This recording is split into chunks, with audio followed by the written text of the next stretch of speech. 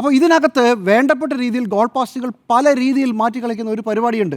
അത് ഏത് സർക്കാരിൻ്റെ കാലത്തുണ്ട്. ഇപ്പോൾ ഉമ്മൻചാണ്ടി പണ്ട് പറഞ്ഞ ഓർമ്മയില്ലേ, മനസാക്ഷിയുടെ കോടതിയിൽ ഞാൻ കുറ്റക്കാരനല്ല. ഭയങ്കര വിചിത്രമായൊരു ന്യായമായിരുന്നു. മനസാക്ഷിയുടെ കോടതി, അങ്ങനെ ഒരു പ്രത്യേക കോടതിയും ഉമ്മൻചാണ്ടി ഉണ്ടാക്കി. ഇതെല്ലാ കാലത്തും എല്ലാവരുടെയും പരിപാടിയാണെന്ന്. ആവശ്യം അനുസരിച്ച് ഗോൾ പോസ്റ്റുകൾ വെക്കുക, എന്നിട്ടത് മാറ്റിക്കൊണ്ടു പോവുക. പക്ഷേ നമ്മൾ ഗോൾ അടിക്കണം, അതാണ് ഏറ്റവും പ്രധാനപ്പെട്ടത്. അങ്ങനെ അടിച്ച ഒരു ഗോളാണ് ഇന്നലെയും ഇന്നും മിനിഞ്ഞാന്നുമായി CPM-ൻ്റെ സംസ്ഥാന സെക്രട്ടറി പറഞ്ഞത്. അത് സെൽഫ് ഗോളായി മാറുകയാണ്. അടുത്ത ആഴ്ച CPM ഈ നിലപാട് തിരുത്തും. അപ്പോൾ ഗോവിന്ദ മാസ്റ്റർ എന്ത് പറയും? കോടതി വിധി വരുന്നത് വരെ നിങ്ങൾ കാത്തു നിൽക്കൂ, വെന്ത് തുടങ്ങിയിട്ടല്ലേ ഉള്ളൂ എന്നാണ് പറഞ്ഞത്. അടുത്ത ആഴ്ച CPM ഈ നിലപാട് മാറ്റേണ്ടി വരും. തെരഞ്ഞെടുപ്പിലേക്ക് പോവുകയാണ്.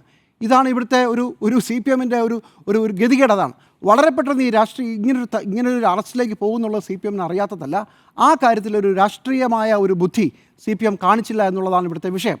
എന്ന് മാത്രമല്ല, ഇതിനു മുമ്പ് നടന്ന ഓരോ കാര്യങ്ങളിലും എടുത്ത നിലപാടുകൾ ഇങ്ങനെ ആയിരുന്നില്ല.